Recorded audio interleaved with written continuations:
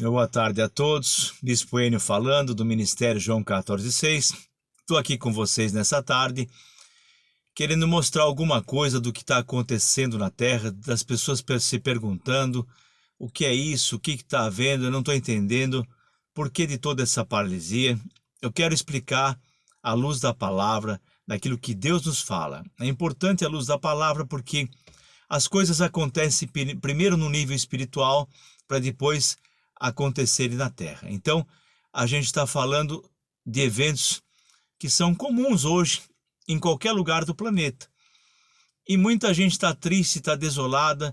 Eu queria falar um pouco para vocês sobre isso.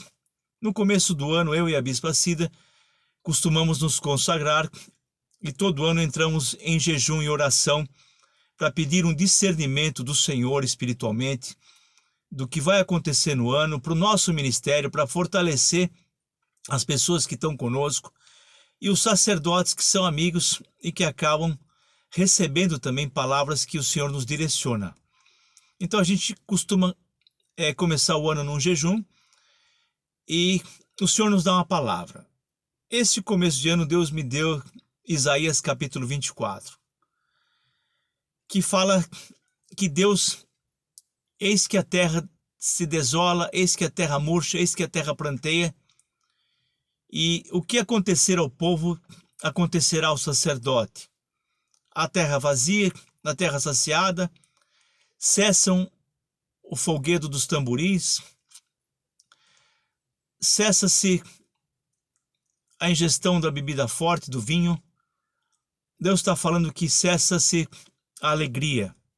Ruas vazias, terra em choro, que é o que a gente tem visto.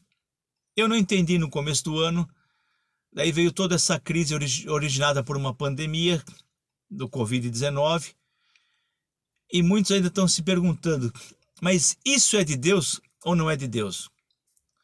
Deus mostrou para mim o que iria acontecer. Você tem que entender, nós temos que entender que o bem e o mal está nas mãos de Deus. Mas Deus tem um limite para as coisas? Tem. E é nós que devemos clamar ao Senhor para termos discernimento daquilo que está havendo, para intercedermos espiritualmente. E se não concordamos, vamos perguntar, e o Espírito vai mostrar. Então eu tenho orado e Deus me confirma a palavra semana passada de Isaías 24. E depois Isaías 33. É importante que você vá anotando essas palavras para você poder ler essas palavras e possivelmente conversarmos muito mais tempo do que essa live que eu estou fazendo e estou enviando, mas que a gente fale com mais tempo sobre esse assunto, que é complexo. E Isaías 33 fala daquele que perfidamente despoja e que comete toda essa sorte de enganos, de usurpação, e que depois que ele terminasse de despojar com perfídia, ele também seria despojado. O que Deus nos fala, resumidamente, com a medida que medirmos, seremos medidos. Então, lembrando que um pouco de tempo atrás, antes de fazer essa ministração, alguns dias atrás, eu falo um pouco sobre a quarentena, citando Noé, a separação de Noé e da família, e lembrando que se Noé não sai da arca depois dos 40 dias, ele, a família dele, os animais, morreriam de fome. A separação dele é nítida e evidente no momento que Deus estava irado com a terra, e Deus separa uma família com os filhos e os animais, e com a arca betumada, que significa um revestimento espiritual, significa que eu e você temos que estar separados, buscando ao Senhor. Quarentena significa separação, de preferência jejum, coisa que alguns sacerdotes não têm feito. Não adianta só orar, não adianta clamar, tem que se jejuar para poder entender espiritualmente. Complementando 1 Coríntios 2, versículo 14, Deus fala o quê? Que o homem espiritual, ele discerne tudo espiritualmente, mas não é discernido por ninguém. Então, temos que estar plugados na rocha, que é Jesus Cristo.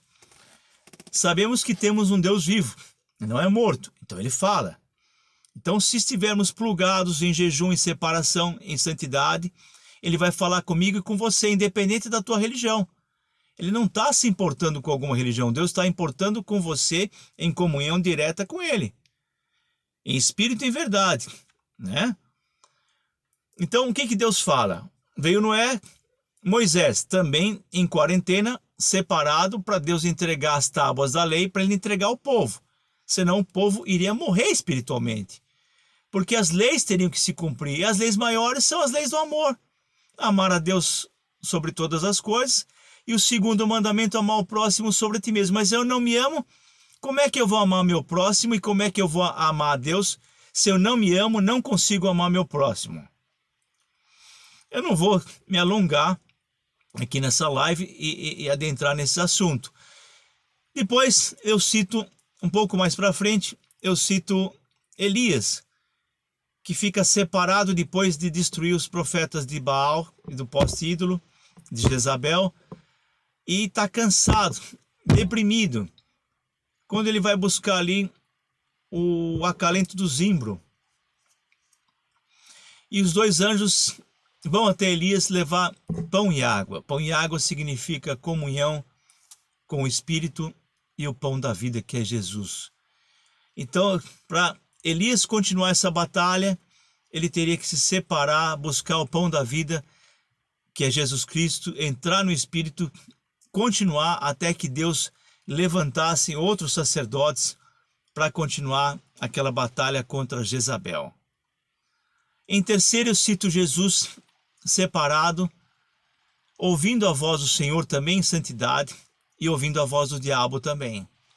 Guerra espiritual. Mas Jesus teria que estar separado em santidade, em jejum, para poder começar o seu ministério, que iria ser de guerra. Queridos, a gente vive uma guerra iminente. Essa guerra é constante na terra.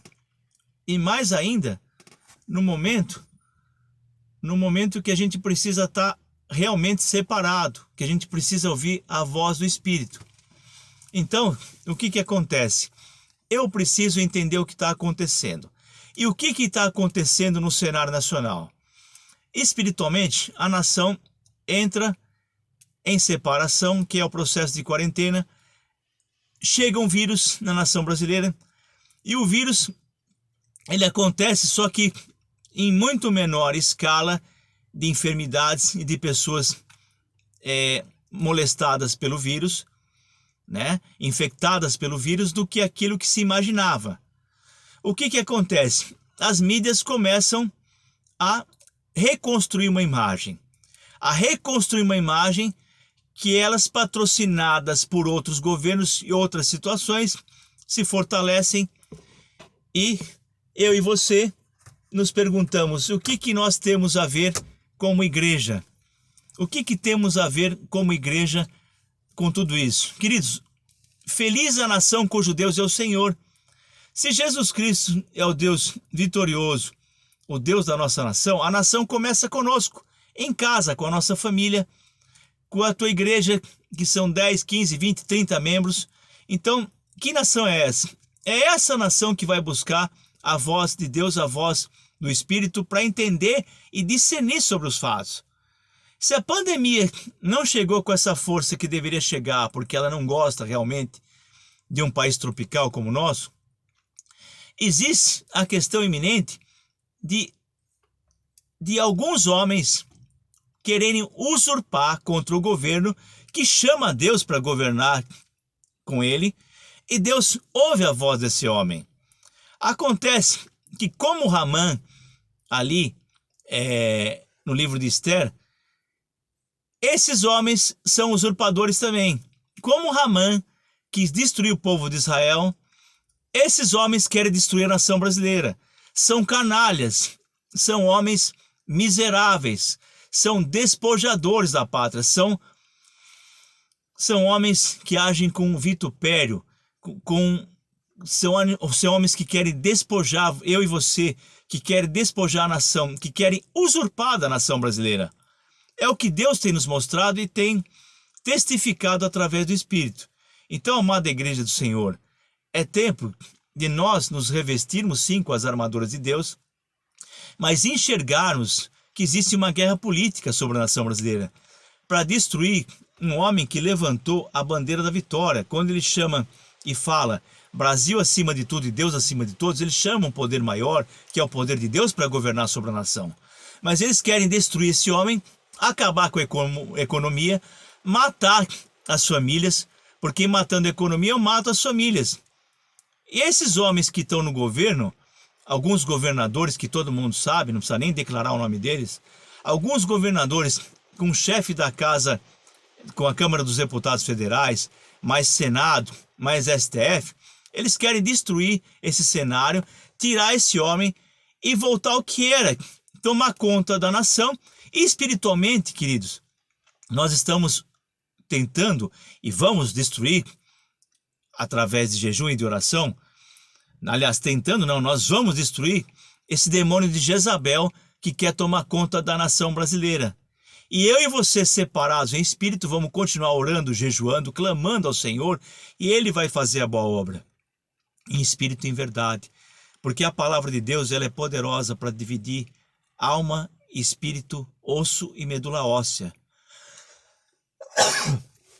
Perdoe. É uma palavra que não volta vazia. Então é uma palavra que divide alma, espírito, osso e medula óssea, e é poderosa para ver e intentar sobre os desígnios da mente humana e do seu coração. Então, nós estamos falando de uma palavra que não volta vazia. E Deus está falando com você nessa tarde. Continue orando, continue jejuando, continue separado, que eu vou reverter essa situação, eu vou quebrar todo esse complô contra a nação brasileira e reverter a história da nação brasileira. Fazer que nem Deus fez ali através de Esther e de Mordecai. Separados, Esther casa com Assuero, se separa. 3 dias, o jejum mais poderoso da Bíblia é o jejum de 3 dias.